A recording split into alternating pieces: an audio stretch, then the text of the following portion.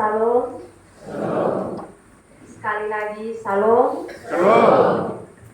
Jemaat Tuhan yang terkasih, pernahkah dalam kehidupan kita mencoba merenungkan atau bertanya pada diri kita sendiri tentang apakah yang paling berharga dalam kehidupan kita?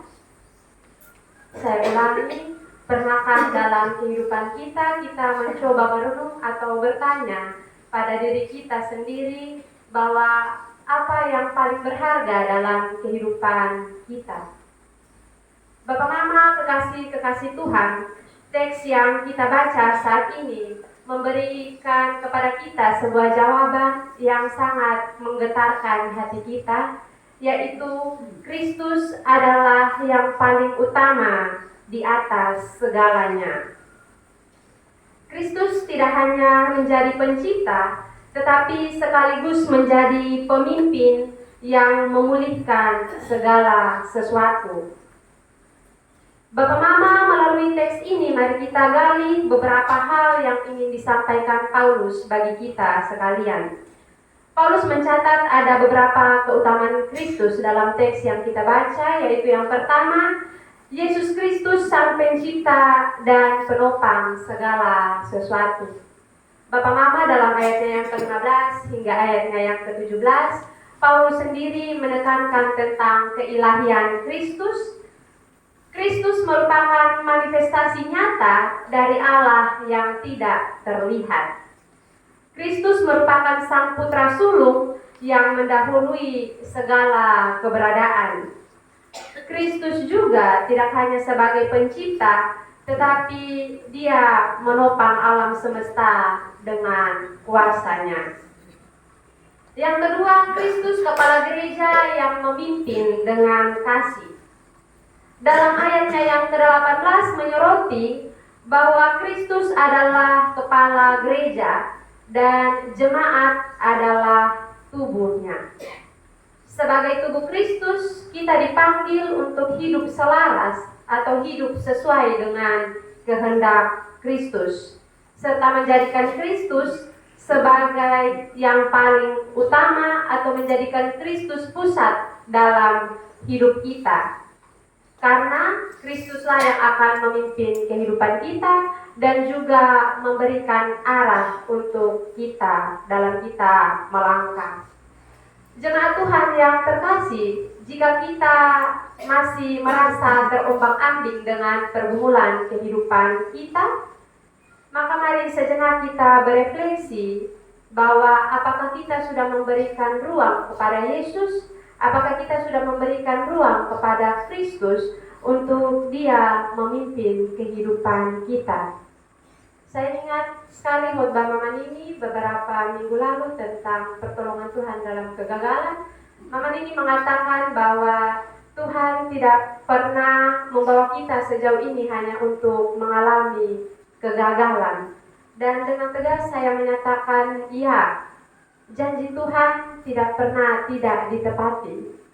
Kalau kita masih merasa kecewa dengan Tuhan, dengan apa yang terjadi dalam kehidupan kita, maka mari coba periksa iman kita kembali.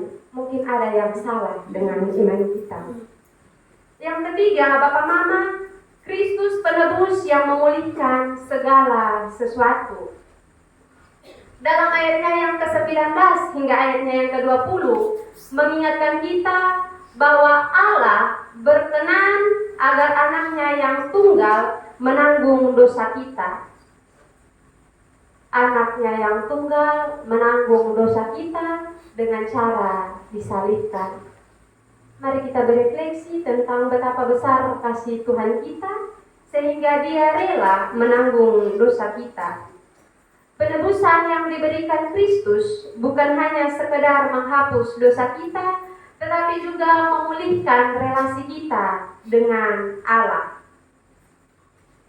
Jadi Bapak Mama sekalian, jika Kristus sudah mendamaikan kita dengan Allah, lantas bagaimana sikap hidup kita mencerminkan damai tersebut? Apakah kita mengutamakan Kristus dalam setiap kali kita mengambil keputusan setiap harinya? Apakah kita mengutamakan Dia dalam segala pekerjaan kita, dalam keluarga kita, dan dalam semua aspek kehidupan kita? Jemaat yang terkasih, menempatkan Kristus sebagai yang terutama berarti menyerahkan semua mimpi kita, semua pergumulan kehidupan kita kepada Kristus dan membiarkan Kristus bekerja dalam kehidupan kita. Ketika Kristus menjadi yang utama dalam kehidupan kita, kita akan melihat segala sesuatu dalam setiap aspek kehidupan kita mulai selaras. Keutamaan Kristus dalam kehidupan kita akan membawa kita atau membuat kita merasa tenang meskipun mungkin kita berada dalam kekacauan kehidupan kita.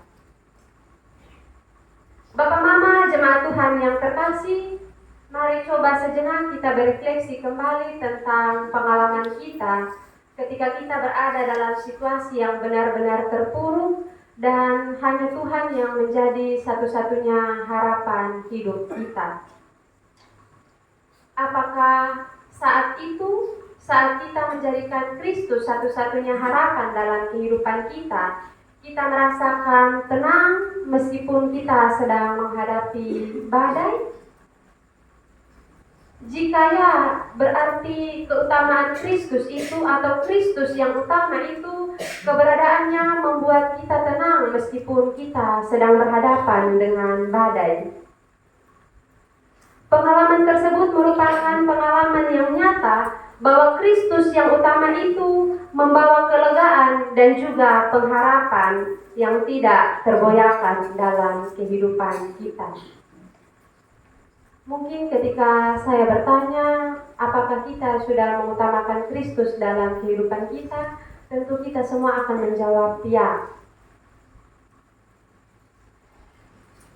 Tetapi mari coba berefleksi bahwa mengutamakan Kristus dalam kehidupan kita bukan berarti kita masih suka bagosip orang punama, pulang gereja ada pipo Alkitab di dada tapi mulai tadi dia kosong deh mantua pakian tuh. Mengutamakan Kristus dalam kehidupan kita bukan seperti itu. Mengutamakan Kristus dalam kehidupan kita bukan juga menjadikan kegagalan orang lain sebagai sebuah kebahagiaan dalam kehidupan kita. Atau orang bilang, susah lihat orang senang, senang lihat orang susah. Mengutamakan Kristus dalam kehidupan kita berarti kita memberikan diri kita untuk mau dipimpin dan mau hidup sesuai dengan kehendak Kristus. Lalu apa kehendak Kristus bagi kita sekalian, Bapak Mama? Carilah dahulu kerajaan Allah serta kebenarannya, maka semuanya itu akan ditambahkan kepadamu. Sekali lagi, janji Tuhan tidak pernah tidak ditepati. Tuhan selalu menepati janjinya meskipun bagi kita itu merupakan sebuah kelalaian. Meskipun bagi kita tidak mau dipimpin dan ketika kita gagal, kita mulai menyalahkan Kristus, kita mulai mempersalahkan Kristus, mempersalahkan Tuhan dengan setiap segala sesuatu yang terjadi dalam kehidupan kita.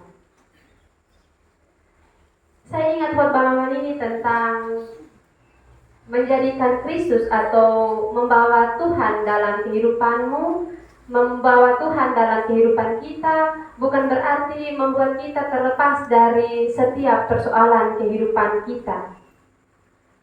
Tetapi mengutamakan Kristus dalam kehidupan kita akan membuat kita kuat dalam menjalani badai hidup yang kita alami. Sekali lagi, mengutamakan Kristus dalam kehidupan kita atau mengutamakan Tuhan dalam kehidupan kita tidak serta-merta membuat kita terlepas dari badai persoalan kehidupan, tetapi akan membuat kita kuat menjalani atau melewati badai tersebut. Percayalah bahwa ketika Tuhan memberikan kepada kita sebuah ujian, itu sebagai bentuk supaya iman kita semakin bertambah dan juga bertumbuh dalam Dia. Ingat bahwa iman yang berkualitas adalah iman yang lahir dari tahan uji terhadap berbagai macam persoalan. Bapak Mama Paulus menuliskan surat ini karena ada berbagai macam ajaran yang membuat jemaat di sana mulai terombang-ambing imannya. Bahkan saya rasa sampai hari ini pun ada berbagai macam ajaran yang akan membuat kita merasa bingung, merasa bimbang dengan iman kita. Ada berbagai macam pertanyaan di luar sana yang kemudian membuat kita mempertanyakan kembali siapa Yesus.